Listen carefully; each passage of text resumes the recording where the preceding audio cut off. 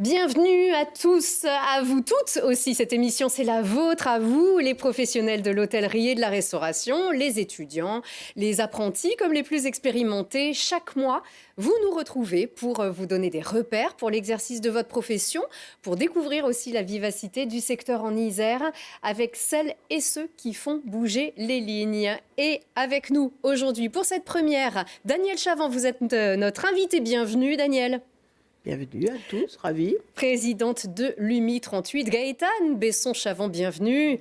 Bonjour, bienvenue à tous. Directrice qui sera toujours là avec nous pour nous donner ces précieuses informations aussi à vous qui êtes tout le temps, le nez dans ces problématiques, mais aussi ces bonheurs tout de même. Tout à fait. Cette profession, c'est d'abord du bonheur.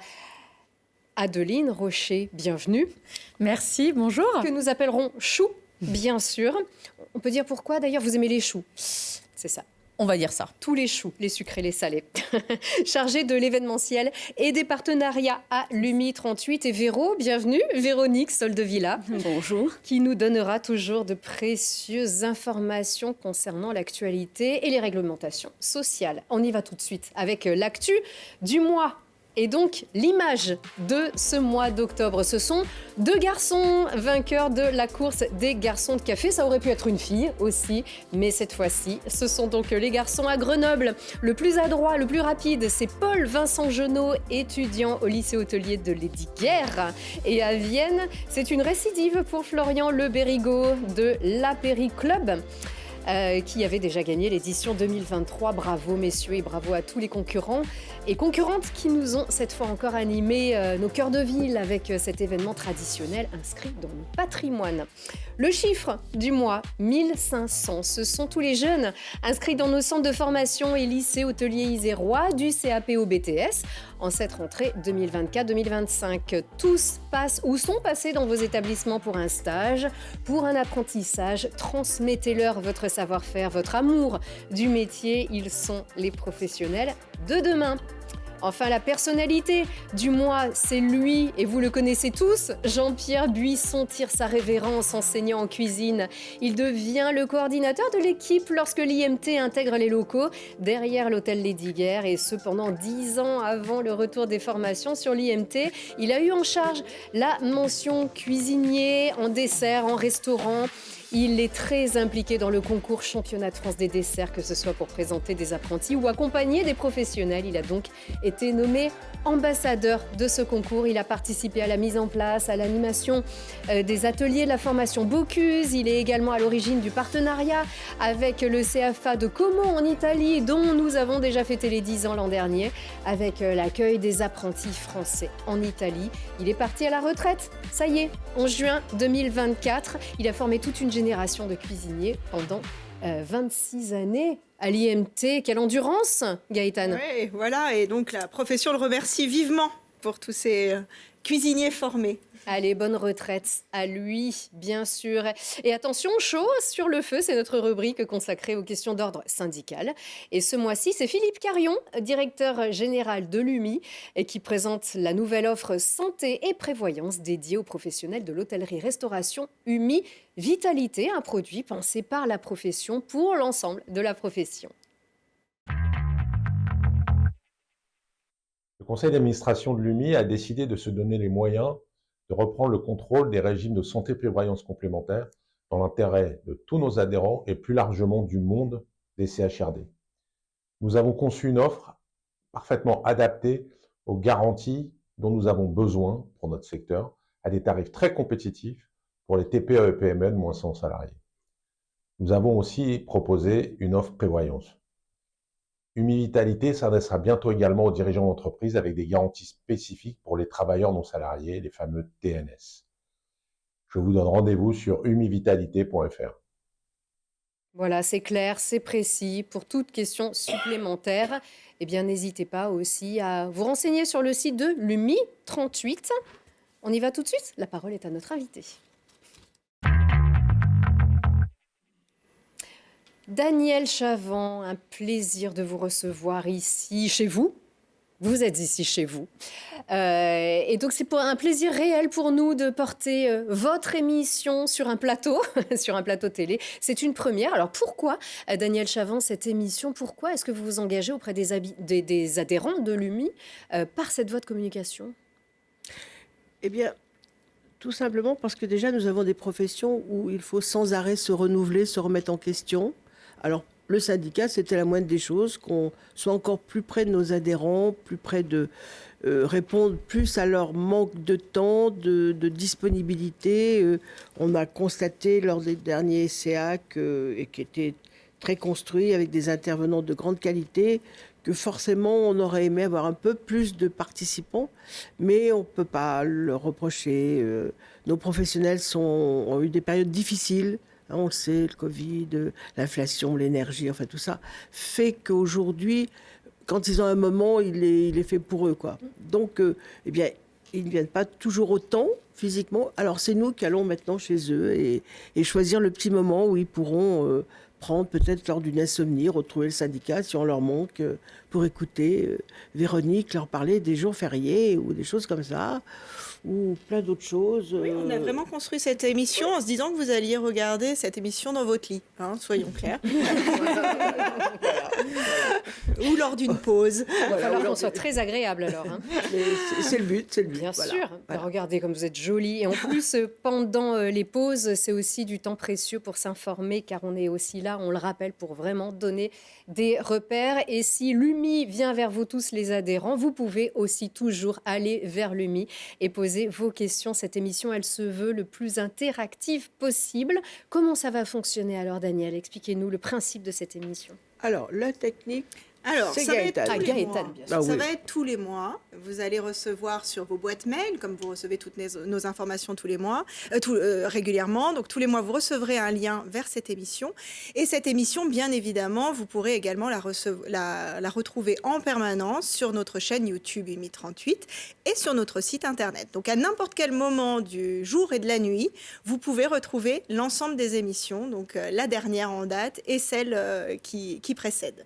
Alors, on l'a vu, il y a une actu plutôt joyeuse aussi, donc des personnalités, des chiffres aussi, des repères que vous voulez mettre en avant. Il y aura aussi parfois des sujets un petit peu épineux qui seront décortiqués ici avec toujours nos chroniqueuses. Donc, donner des repères. L'actualité sociale, l'actualité syndicale, c'est aussi ça qui est vraiment important. Hein. Et puis on attend aussi leurs questions, enfin, leurs envies. Peut-être qu'on n'aura pas toujours le bon moment, mais vous nous appelez, vous le savez, et on pourra répondre à vos questions ou aborder les sujets qui peuvent plus vous intéresser. Voilà. Alors, on rappelle, vous n'êtes pas une autorité, l'UMI 38, vous êtes là au service, bien sûr, des adhérents et de la profession, de tous ces métiers de l'hôtellerie et de la restauration. Donc, on précise aussi que les adhérents vont recevoir chaque mois le lien vers l'émission et que toutes les émissions seront sur votre chaîne YouTube, notre chaîne YouTube, bien sûr, à l'UMI 38 et sur le site internet. Alors, on est entre vous, entre nous, entre vous, vous tous. N'hésitez pas, bien sûr, à faire savoir si vous voulez qu'on traite une question. Dites-le nous, faites-le nous savoir. Et elle sera toujours prise en compte, cette question. Daniel Chavant, vous l'avez dit, le secteur a été difficile. L'été, je ne sais pas s'il a été favorable ou défavorable. Les conditions météo n'étaient pas franchement idéales à des grands moments en terrasse, en tout cas surtout la durée de l'été. Comment elle se porte, la profession ? Alors écoutez, on n'est pas le mur de lamentation. On va dire que tout va bien, mais ça ne va pas aussi bien qu'il faudrait que ce soit. L'été a été très dur. Alors on le sait, la météo, l'ambiance aussi de nos informations, tout ça a été assez anxiogène, toutes ces élections, oui, non, pourquoi pas.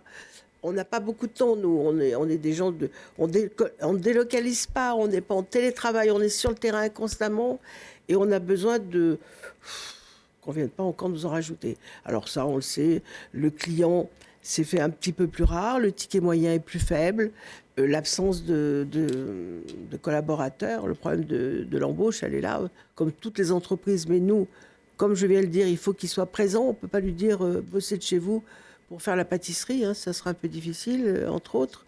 Donc aujourd'hui, l'été a été difficile, pas parce qu'on souhaitait, mais le moral y est. Je pense que les JO, comme on l'évoquait, Lucille, tout à l'heure, les JO ont redonné un peu de cocorico aux Français. On est fiers, on se dit, bah oui, tiens, continuons à recevoir des touristes et à y croire. Tout à fait. Merci beaucoup de finir aussi sur cette note très positive. Et restons bien didactiques tout de suite avec Véro, notre chroniqueuse, donc spécialiste des questions sociales et de la réglementation, service compris. On rappelle Véronique Soldevilla, que vous êtes chargée des relations adhérents à l'UMI 38. Bienvenue encore, tout va bien? Très bien, merci. On sent que c'est vraiment votre truc, la télé. Effectivement, ça se voit, n'est-ce pas? Une reconversion. C'est comme un plateau télé, vous verrez bien, quand tout semble compliqué, tout redevient si simple. Avec Véro, même le fameux affichage obligatoire. C'est le premier thème abordé.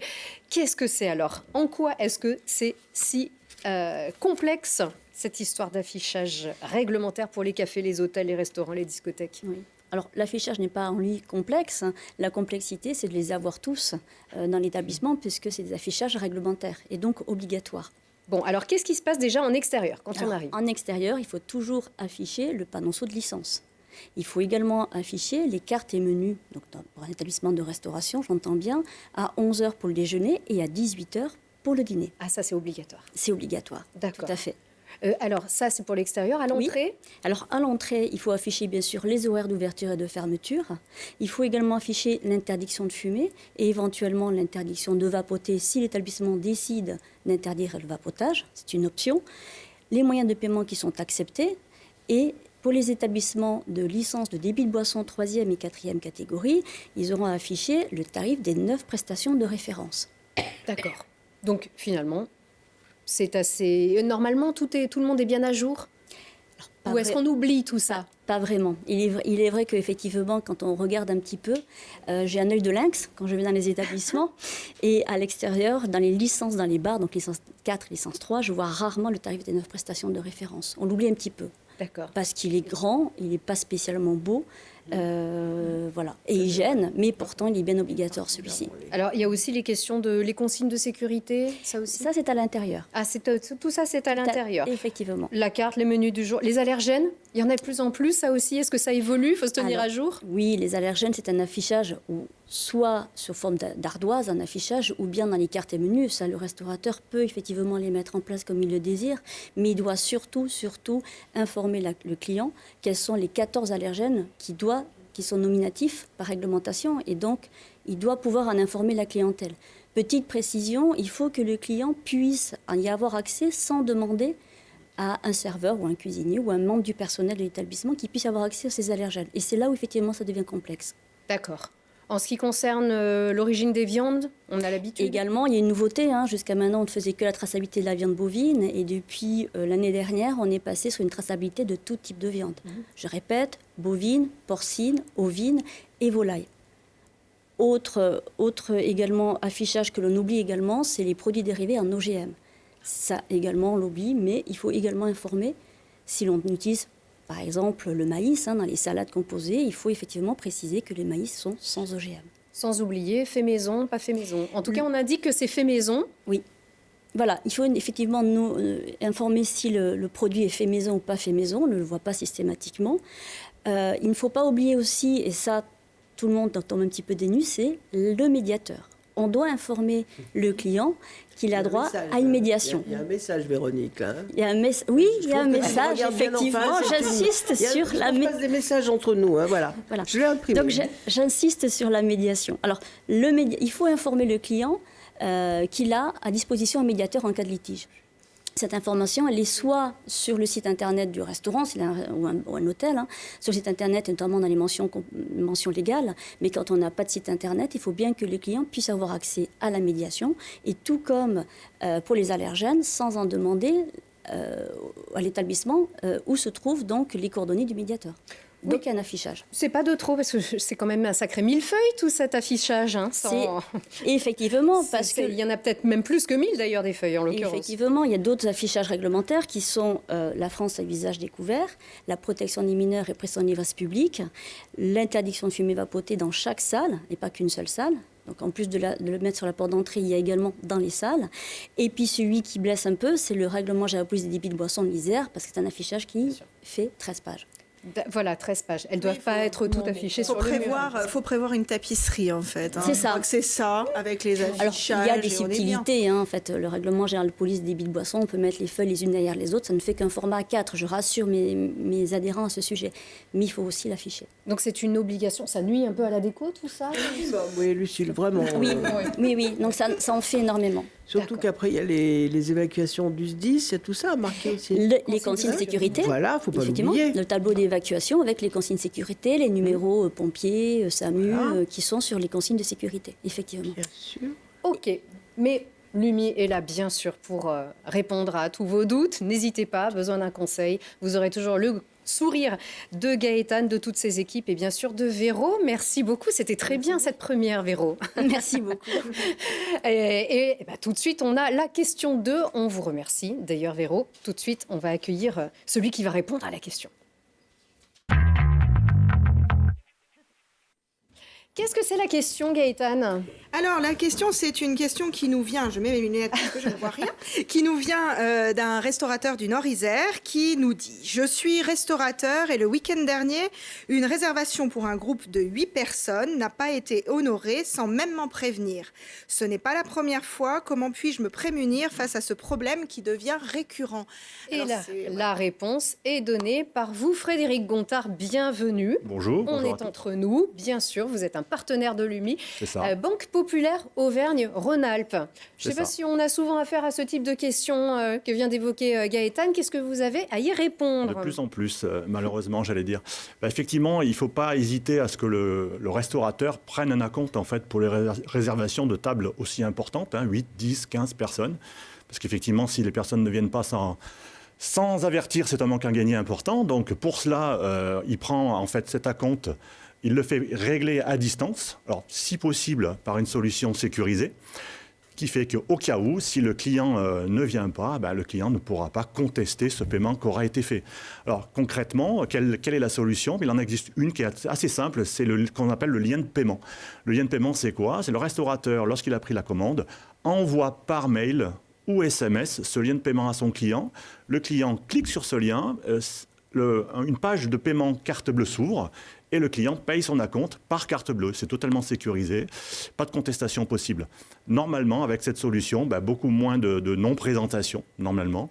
Et effectivement, au cas où, si la non-présentation est bien réelle, le client, le restaurateur aura au moins un minimum d'indemnisation. Ça n'est qu'un conseil, il n'y a aucune obligation. Ce n'est qu'un conseil, voilà. Certains le font dans d'autres professions, pourquoi pas la restauration, notamment quand c'est engageant comme ça pour des grandes tables, des tables aussi importantes. Et les délais, alors on peut partir de quel principe avant d'être débité au cas où on annule ? Quel est le délai raisonnable ? Finalement, on prévient 2 heures avant. Est-ce que ça c'est encore à Oui, c'est tout des choses, de toute façon, c'est tout des choses un peu nouvelles. Parce que, voilà, c'est vrai qu'il y a de plus en plus de no-show dans la profession. Et donc, il faut que la profession s'adapte parce qu'à un moment, c'est plus jouable. Mais voilà. Après, ça va être dans les faits. Et là, on parle de présence non honorée, en cas de réservation. Voilà. Comment on appelle ça, les restos tennis, là où je ne sais plus. Alors ça, c'est encore autre chose. Ça, c'est autre chose. Ouais. Vous reviendrez pour en parler peut-être la prochaine fois. Parce que aussi, c'est un souci. Monsieur Gontard, bien sûr, c'est le gros problème de nos professions aujourd'hui. Parce que une brasserie ou un restaurant qui fait 80-100 couverts, j'ai une table de 4-5 qui ne vient pas il va s'en sortir. Mais le restaurant plus confidentiel, où ce no-show va représenter 20% de son chiffre, c'est lourd. Mais en même temps, le lien, j'ai bien compris. Mais ça, il faut avoir des gens excessivement toujours compétents derrière les téléphones. Dites à un petit jeune alternant qu'il faut répondre ça au bon moment.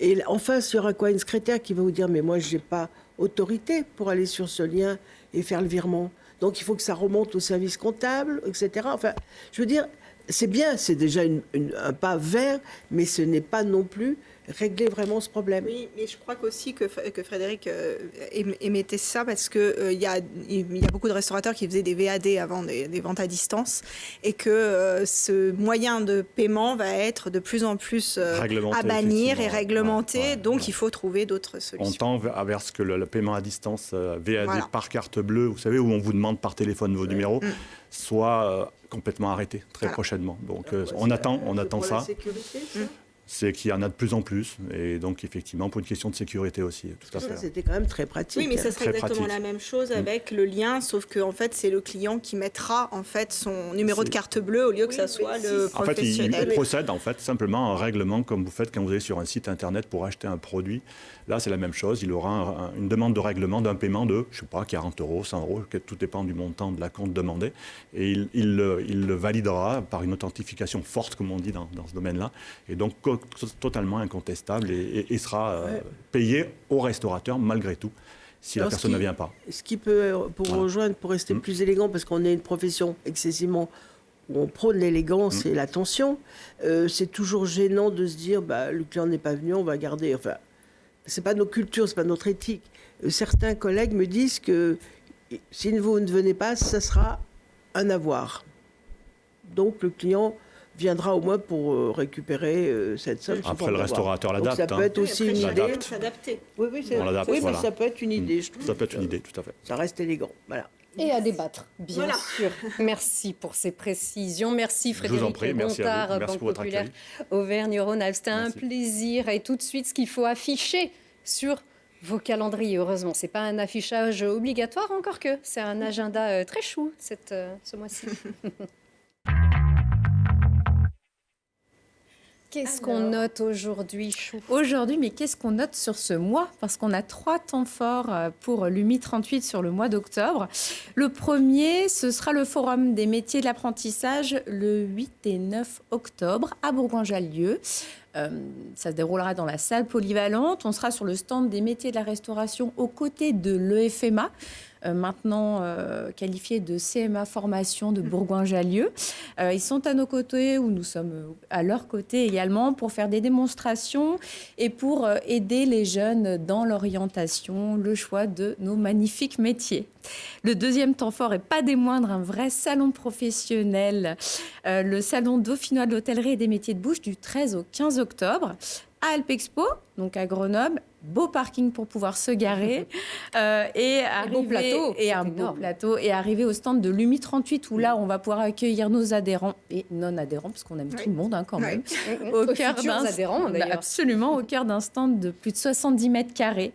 Voilà, pendant 3 jours, donc je rappelle, dimanche, lundi, mardi, ça laisse une belle latitude à nos professionnels pour venir à nos côtés et découvrir aussi tous les b.a.-ba qui vont être au cœur de ce stand, parce qu'on leur prépare un b.a.-ba autour des ateliers du cocktail, un b.a.-ba autour des marges, avec un intervenant de marque qui est Christopher Terleski, qui sera là pour leur parler des marges en hôtellerie-restauration, et également un b.a.-ba autour de la vente additionnelle, autour du monde du vin. D'accord. Et donc, Voilà. pas de b.a.-ba sur le baba. Non, pas de b.a.-ba sur le baba, mais j'en ai oublié un b.a.-ba et pas de moindre sur la cuisine végétale, qui se déroulera également le lundi. Ok. Pour les salariés et les gérants. Voilà. Voilà. Les deux. Chacun peut venir. Ok. Et le un dernier dernier, événement. la dernière date, donc du 16 au 17 octobre, donc on enchaîne. Forum des métiers de Grenoble-Alpes Métropole à Alpexpo, toujours, donc vraiment sur le même lieu. Un stand de l'hôtellerie-restauration imaginé et animé par l'UMI 38, aux côtés, encore une fois, des centres de formation et écoles hôtelières, où, encore une fois, là, on est là pour parler de l'orientation, de nos métiers, faire des démonstrations, et on invite évidemment tous nos adhérents et nos professionnels à venir à nos côtés pour parler de ces beaux métiers. Merci beaucoup, Chou, c'est bien Avec noté. plaisir. Daniel Je Chavant. voudrais juste une petite rajouter, parce qu'il faut quand même se mettre en valeur. Et en 2023, mis bout à bout, on a fait presque pour 2 mois de formation, de forums, de salons, etc. Il y a un travail énorme qui est fait par l'équipe pour aller faire découvrir ces métiers. Voilà, donc c'est beaucoup de temps, beaucoup d'énergie, mais il y a beaucoup de retours et c'est une belle rencontre avec les jeunes. Oui, puis c'est très intéressant aussi de réexpliquer la fierté de faire nos métiers et puis de déconstruire un petit peu les a priori qu'on pourrait avoir autour de ces métiers où on fait trop d'heures, où c'est trop compliqué, etc. etc. Voilà, c'est vraiment chouette. Donc c'est l'occasion. Merci beaucoup et merci à vous encore, Daniel Chavant. Bravo pour votre engagement auprès de l'UMI et toujours aussi chez Chavant. Hein, Oui, cet établissement traditionnel, si on le dit, parce qu'on est toujours bien reçus aussi. Et vous faites beaucoup pour ces métiers. C'était donc un régal de passer ce moment avec vous et avec vous tous qui pouvez contacter l'UMI 38 pour toute question relative à ce qu'on a abordé aujourd'hui. Et on se retrouve entre nous le mois prochain. Allez, au mois prochain. Merci à Merci. tous. Au revoir. Merci. Au revoir.